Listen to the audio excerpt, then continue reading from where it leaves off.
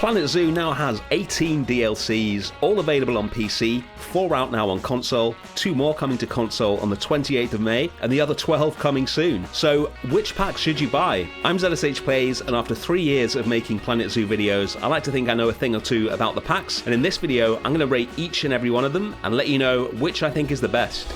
You can probably guess from its position on the list that, in my opinion, the Arid Animal Pack is not the best DLC. In fact, it is bottom of this list, but it's testament to the quality of the animals in these DLCs that a pack with the African crested porcupine looking as good as this, and animals as cute as the adorable little sand cat, is at the bottom of the list. So let me explain the scoring system. I've rated each pack for the number of animals I consider vital to making a realistic zoo, the number of animals which are unique, which I just can't live without, and the quality of the scenery pieces. 2 great animals, no scenery means this pack is number 17.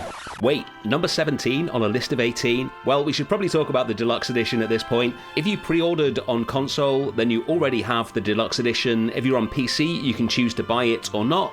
It contains 3 animals, the Thompson's Gazelle, Pygmy Hippo, and Komodo Dragon. I've left it out of the basic scoring for this because it's a bit of a weird one, and if you're on console, you either got it for free or you can't get it at all at this point, so not much more to say about it.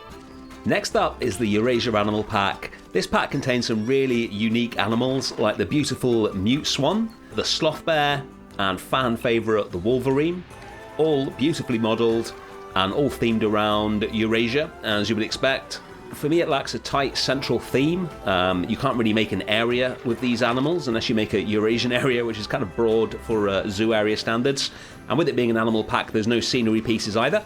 I wouldn't say any of these animals are animals that you see in every single zoo that you go to, but this is a decent pack, and it is at number 16 on the list. Time for the first ever Planet Zoo pack, the Arctic pack.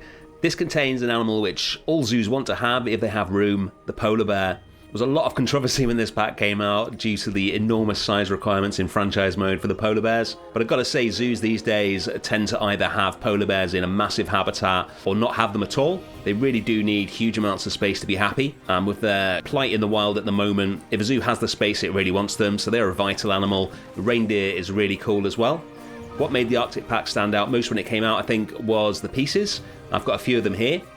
There's a lot of dark wood panelling in this pack, which was completely vital when it came out. We've got a whole load more wood options these days, which is why the Arctic pack isn't higher on the list. But some of this stuff I still use a lot now, especially that floor piece is brilliant for creating any sort of indoor wooden floor, really.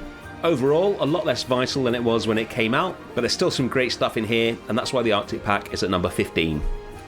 Next up is the Southeast Asia Animal Pack. This one's out on console already, and it contains some absolutely gorgeous animals. The clouded leopard is probably the most gorgeous cat in the game, I think. The binturong is more and more popular in zoos at the moment, and they're just so cool. One of my favourite animals. The Malayan tapir is another unique animal. You don't always see it in zoos, but it is very popular when it's there. And there's some really good enrichment items in this pack as well. Got the log feeder and the hammock. The animations for the animals that can use the hammock are really cool. Overall, almost all the animals in this pack are really cool and often seen in zoos. The proboscis monkey is only seen in a few, but I've been lucky enough to see them at Singapore Zoo. And overall, this is one of the strongest animal packs and makes it to number 14 in the list.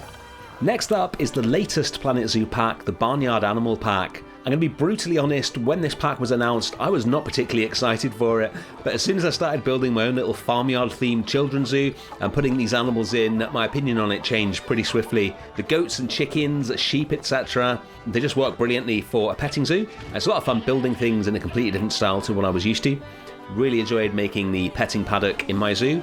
The quality of the animals is, as always, excellent. The alpaca and sheep fur simulation is absolutely insanely good. And the pieces in this pack enable you to build a whole lot more than just a farmyard. Let's check those out. The dry stone walls, the wooden gates and fences, the metal, sort of generic looking metal fences are all really useful pretty much anywhere in your zoo. We got barrels, metal feeders, hay bales. There's just so much stuff in here that works throughout a zoo, along with more themed pieces like the water tower and the well that enable you to make your own farmyard very easily. Overall, I had so much fun with this pack, and for that reason it is at number 13 on the list. Next up is the long-awaited Oceania pack, finally filling out the Australasian quotient of animals that we have in the zoo, with the main draw for me being the kiwi, such a completely unique bird. A lot of fun to build for in your zoo. A lot of the other animals are much more specific to that area. You won't see many of these in zoos around the world, but some of them are really cool. The quokka, as well as this flying fox. Fan favourite, the Tasmanian devil, is in here as well. Not particularly common in zoos outside of Australasia, but people really wanting that one. But probably the best thing about the Oceania pack for me is the pieces. There are some amazing pieces in this pack, so we'll take a look at them. The foliage is the thing that stands out most for me. There's so many good plants, trees and ferns in this pack. I use these all over my zoo now. Rare that I build any sort of warm or even temperate habitat without having some of these in there. And there's also some stuff that works really nicely with a sort of Pacific theme, but also works really well generically. These new rock pieces, wooden fences, loads of driftwood pieces which work pretty much anywhere. And then this netting which is curved, really good for building aviaries and stuff like that. Got these bark panels as well, which are good for flooring and also for walls. And with all of that useful scenery and the animals, the Oceania pack makes it to number 12 on the list.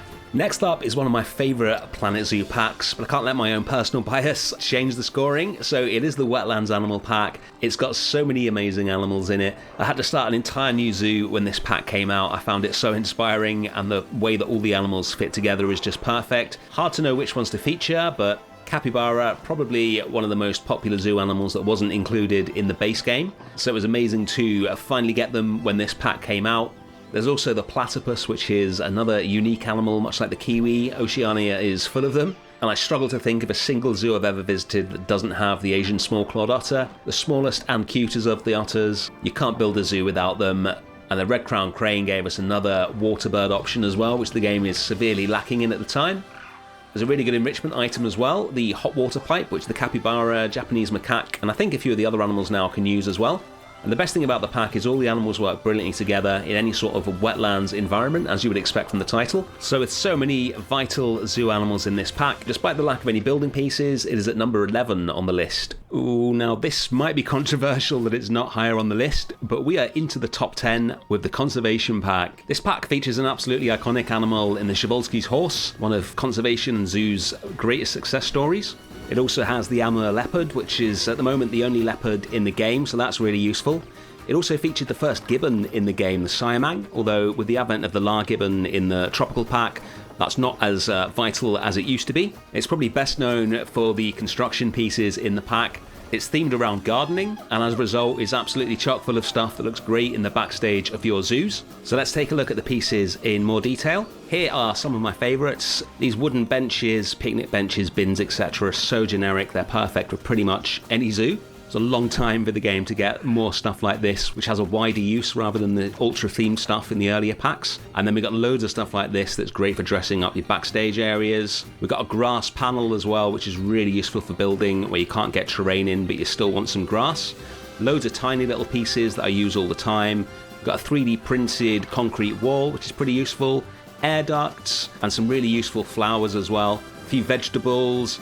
Anything to make gardens, grasslands, all that kind of stuff. Definitely one of the most useful packs for pieces. And with 2 vital animals and a massive amount of great pieces, the conservation pack is at number 10 on the list. On to one of Planet Zoo's best animal packs, the Grasslands animal pack. There are so many staple zoo species in this pack, like this armadillo. They are so cute. Almost every animal in this pack is awesome. The red-necked wallaby, another animal that you see in zoos all the time, perfect for the new animal encounters. Emus, you see them everywhere. And something unique to this pack, the butterflies.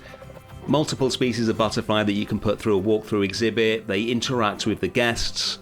They're a real game changer. Pretty rare to see a zoo that doesn't have a butterfly house of some description. And this pack even comes with some good pieces. Not only do you get these really cool butterfly signs, but the Grasslands animal pole is one of the most useful pieces in the game. It may not look like much, but this is the thinnest piece of metal in the game, and that means you will use it absolutely everywhere. Fences, detailing, anything that requires small pieces of metal, this goes in there. So with a huge number of vital species and one of the most useful pieces in the game, the Grasslands Animal Pack is at number 9. Time for what in my opinion is Planet Zoo's most underrated pack, the Twilight Pack. featuring a selection of nocturnal animals, some of which are iconic, although the amount of times you see them in zoos will very much depend on whereabouts in the world you live. The raccoon is enormously popular around the world, kind of a meme animal, and certainly in the UK and the various parts of the world where it doesn't live, it is often seen in zoos. In America and mainland Europe, where it's considered a pest, less so. The wombat, fairly rare outside of Australia, but a really unique animal, another one that people really love. But for me, what makes the Twilight pack so good is the scenery pieces. Some of the most useful scenery pieces in the entire game are in this pack. These small wood and metal pieces are so versatile. I'll use them all over the zoo. There's a nice little fence and some stone walls as well. There's some glow-in-the-dark pieces, which are really useful for nocturnal houses. Some good European-style architecture, leaf litter, and probably the star of the pack piece-wise, the stalactites. If you turn these pieces upside down, you can colour them any colour you like, and they make amazing rocks. Use these all the time. And with some of the best scenery in the entire game, and some really good animals, the Twilight pack makes it to number 8. Now, the pack with possibly the best animals of any non-animal pack is the South America pack. Pretty much all the animals are either vital or unique, starting with the jaguar, an iconic South American animal. There's also the llama, which until the Barnyard Animal Pack came out was pretty much your only choice for petting zoos, and is still a favourite in zoos all over the world. You get a lot of use out of that one. And then something that Planet Zoo is still sorely in need of more, a monkey. Yes, the capuchin, definitely the best monkey in the game for my money. And you also get the giant anteater, which is a really special animal. When it came out, this pack had some really strong pieces, mainly the temple pieces and the bamboo. A lot of those has been pretty much superseded by better options since then. But if you want to build a South American style temple, then this is probably the best pack to do it with. And bamboo is something that zoos love for theming or just general scenery, so you'll get a lot of use out of that one as well. So with 4 great animals and some really good, easy to use pieces, the South America pack is at number 7. Planet Zoo's base game is very much lacking in North American animals, but the North America Animal Pack definitely solved that. There are so many unique and vital animals in this pack. The North American beaver definitely ticks the unique box. Great animations on this one as well. And always one of the best animals in the zoo, in my opinion anyway, when you go there, the California sea lion. A good sea lion habitat is such a cool thing in a zoo, so these animals are definitely vital. There's also the cougar, one of the most versatile animals in the game. It ranges right from the Arctic North all the way down to South America, where it's known as the puma. And if you're looking for cute, it doesn't get much cuter than the Arctic fox. As well as being ridiculously cute, this animal is also really versatile, as it ranges throughout the whole of the Arctic from the North American side to the European side, so you can use it in loads of different areas. And then finally, the American alligator, one of the world's most iconic reptiles. There's some amazing enrichment items in this pack as well. The beaver pool is brilliant. The animations for the beaver when they use it are great, and it's a much more natural looking pool that you can use for other animals. You've got a little springbok piñata as well, and the melon feeder and the skittle feeder. Don't forget the prairie dogs and the moose. This pack is just amazing animals all the way, and that's why it's at number 6. Into the top 5 now, with a pack from the other side of the Atlantic, the Europe pack. Maybe it's because I'm from England, but the animals in the Europe pack aren't really the stars for me. There is one animal in here that I absolutely love, and one day I will actually build a habitat for it, the Eurasian lynx. And as well as this gorgeous cat, there's also an animal which zoos love. See these all over the world, the European ibex. Lots of classic zoo habitats have the ibex, probably most famously in Artis and London Zoo. But it's the pieces where this pack really shines. Definitely one of the strongest pack for pieces. Here are some of my favourites. The coach in the background is perfect for zoo entrances. There's one version that actually is a zoo entrance, and one version that's just scenery that you can put in your car parks and things like that. We've got this old school stone wall, which is really useful. Every single rock is flexicolour, but this is the pack that introduced decals, the moss and the weathering on the rocks that you can see here. I don't think I've built a single habitat since this pack came out that doesn't feature those decals. And some nice enrichment items, the goat mountain for the ibex, which the dull sheep can also use, and a more natural looking rubbing pad. Overall, the decals alone are enough to get the Europe pack to number 5. I just can't live without them. Next up is possibly another controversial choice, I'm not sure, the tropical pack. This pack features some great animal choices. For me, the most iconic of the gibbons is the Lar gibbon. It's certainly the one that I've seen in zoos most in the many zoos that I've been to, and it also introduces the game's first sloth Not sure why they went with this species rather than the one more commonly held in zoos, but it is just great to have any sloth in the game. And we also get one of the most common pig or pig-related species into the game, the Red River hog. Extremely common in zoos and absolutely gorgeous as well. It is the pieces and the theming though that really make this pack for me. If you've ever wanted to build an Indonesian area in your zoo, then this is the pack for you.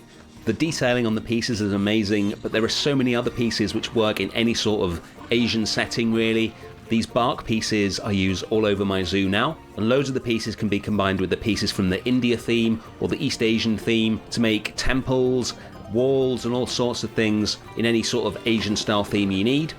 These flexi-color brick walls are enormously useful, and these plants will immediately go into pretty much any tropical area that you build. Tropical theming and tropical areas are so important in zoos, and with great animals like this and one of my favourite sets of scenery pieces, I think the tropical pack is well deserving of its position at number 4.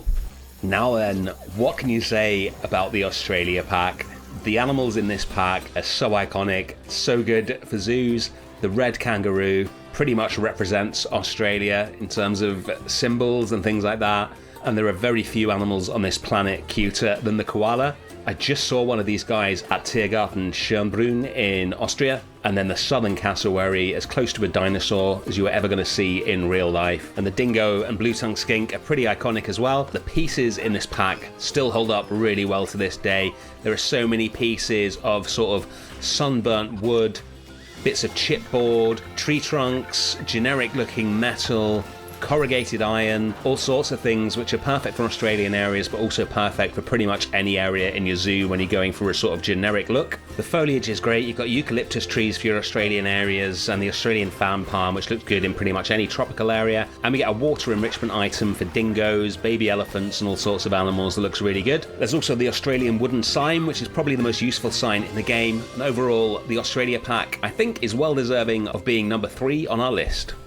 Just pipped to the post at number 2 on the list is the Africa pack. If you look at my workshop and see what DLCs are required to download all the items on there, you will very rarely see one that doesn't require the Africa pack, regardless of the theme of the build, and that's because the pieces in this pack are so versatile and so useful, and the animals include some of the most wanted animals in the game. You basically can't build a zoo without meerkats. The white rhino was a community favourite. The African penguin is super cute and needs much less space than the king penguin, probably more common in zoos as well. And finally the fennec fox, perfect for nocturnal houses. Let's check out the pieces available in the pack. This is why it is so vital. These plaster pieces here, I will use these to build pretty much anything. You've got long, thin pieces, you've got loads of different sizes of brick, way more than I'm showing here. All of these can be used to build pretty much any building you want. And then the North African theme pieces like this arbor panel here, the tiles, great for instantly making a good looking North African area, more palm trees and a sausage tree, which is really useful. There's some great enrichment pieces as well, which you can use for smaller animals throughout your zoo. The little log that they can run through, the tennis ball, the bubble machine, all really useful both in and outside of African themed areas.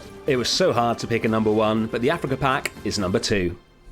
What does that mean? It means the Aquatic pack is at number 1. This is coming to console on the 28th of May, which should be tomorrow when I release this, and it may be one of Planet Zoo's earlier DLCs, but it is still absolutely vital today. It's got loads of great animals in it. The giant otters are absolutely awesome, and the king penguin is one of the most iconic animals around. But the pieces in this pack are absolutely 100% vital for building good zoos, because they include the faux rocks. These are what is going to enable you to build a zoo that looks like a real zoo, because pretty much every zoo I've ever been to has been chock full of faux rocks. It also includes the ponytail palm, which for my money is the most versatile plant in the game, and some great enrichment items, all dealing, as you would expect, with aquatic animals. Even though some of the animals in this pack have been replaced with better alternatives like the California sea lion since, the Planet Zoo Aquatic pack is my pick for the best DLC for Planet Zoo. There you go, those are my thoughts. Let me know in the comments what you think. Thank you so much for watching, and I'll see you again soon for some more Planet Zoo. Bye.